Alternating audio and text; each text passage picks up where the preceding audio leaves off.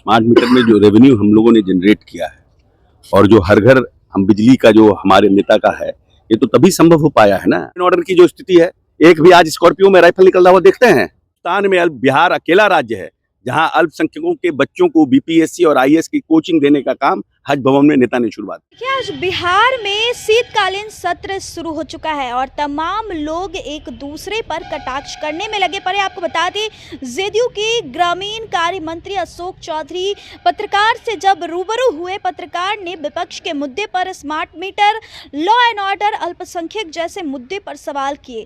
तो smart meter पर अशोक चौधरी ने जवाब देते हुए कहा कि हर घर बिजली पहुंचाने का जो लक्ष्य था हमने पूरा किया। जब तक अच्छे रेवेन्यू जनरेट नहीं होता तो यह कैसे संभव हो पाता।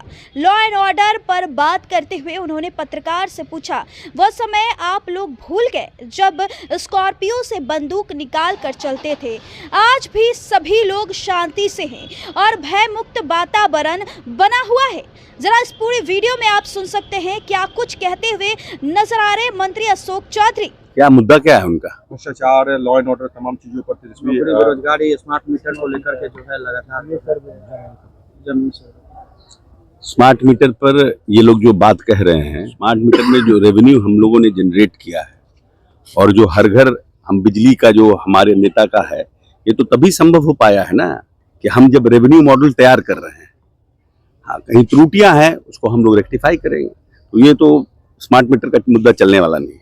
दूसरा, जहां तक करप्शन का मामला है, ये 18 साल में, 19 साल में हमारे नेता के ऊपर कोई करप्शन का चार्जेस आया है?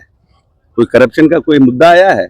अब इन लोगों के ऊपर क्या है? इनको भी 15 साल रहे, ये भी चलने वाला नहीं है।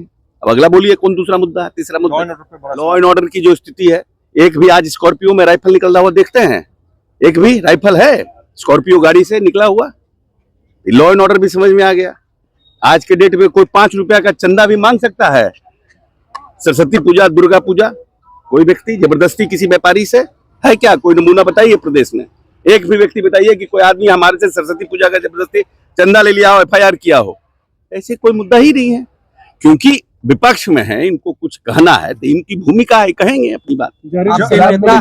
आपके नेता है, केंद्रीय मंत्री हैं। इसका का बजट कितना था? 22,000 करोड़ में मात्र 350-400 करोड़ का बजट था, और आज अल्पसंख्यक का बजट कितना है? 700 करोड़। तो निश्चित रूप से अल्पसंख्यकों के ऊपर काम हुआ है। हिंदुस्तान में बिहार अकेला राज्य है जहां अल्पसंख्यकों के बच्चों को बीपीएससी और आईएएस की कोचिंग देने का काम हज भवन में नेता ने शुरुआत। तो उनकी सोच तो है कि हमारे यहाँ जो बच्चे अल्पसंख्यक समाज के बीपीएससी आईएएस कम्पीट नहीं कर पा रहे हैं, उनको हम प्रोत्साहित करें। इस प्रदेश में पे कमीशन मदरसों में माननीय नेता ने लागू किया। काम तो बहुत किया, लेकिन जितना काम किया, ललन हमारे राष्ट्रीय अध्यक्ष और केंद्रीय मंत्री का कहना था कि जितना काम नीतीश जी ने कहा है उस हिसाब से हमें वोट नहीं मिल पाता है। हमको इस पर काम करने की जरूरत है और हम लोगों को समझाने की जरूरत है, जिसके लिए हर जगह हमारी टीम जा रही है, लोगों को, अपने वर्करों को और इन लोगों को बताने के लिए। इन सब मुद्दों पर जो है आप लोग जो है वो चुप रहते हैं। जमीयत उलमा के सदर ने ये मुख्य बातें कही है कि आप लोग साथ नहीं दे रहे हैं, साथ रहने की सिर्फ बात कर रहे हैं। देखिए, उन लोगों का, जमाते उलमा और ये सब पंडित मौलाना, ये सब के हम लोग फेरा में नहीं रहते हैं। हमारे नेता विकास के काम में रहते हैं, हम विकास करते हैं, और ये मेरा और जनता के बीच डायरेक्ट संबंध है।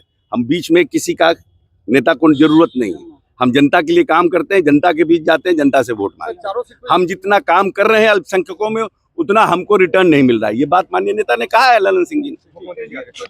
तो आप सुन रहे थे मंत्री अशोक चौधरी को, जिन्होंने सीधे तौर पर कहा कि हज भवन में जो बीपीएससी, यूपीएससी, दरोगा और भी कई प्रतियोगिता परीक्षा की तैयारी करवाया जाता है, विपक्ष का काम ही है सिर्फ और सिर्फ विरोध करना। करते रहते हैं, हम जनता के बीच जाते हैं, जनता के लिए काम करते हैं और जनता से वोट भी मांगते हैं।